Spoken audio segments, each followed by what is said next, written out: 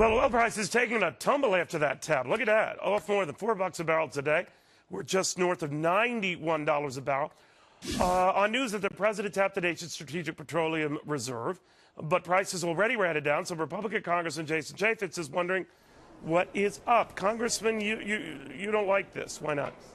No, our strategic petroleum reserve is there for a natural disaster, some other catastrophe. I recognize that the president is having a political catastrophe going into the 4th of July weekend and high oil prices or high gas prices. But this is not the way to use the strategic petroleum reserve. Absolutely not. All right.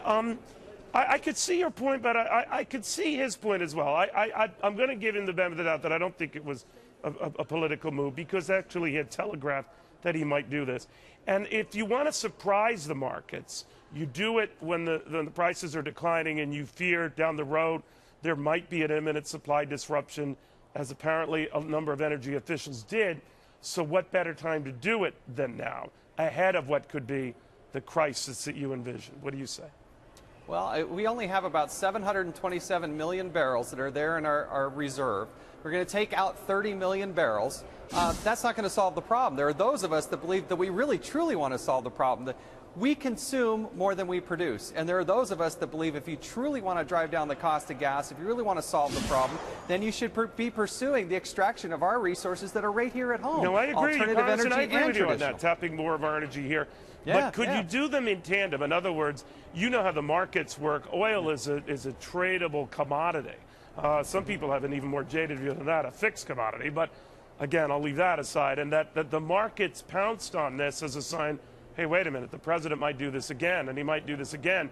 And he's getting his wish, lower prices.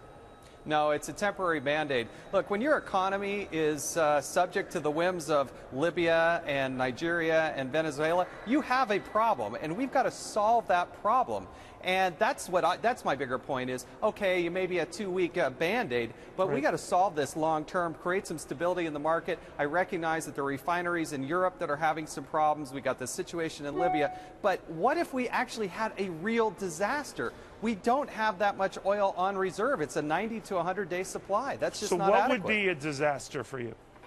Well, if there was some sort of earthquake or hurricane, Katrina certainly fell into that category. That's what it's there for. It's not for the president before 4th of July to help lower the price of gas a few pennies on the way out the door. That's not a responsible way to address this.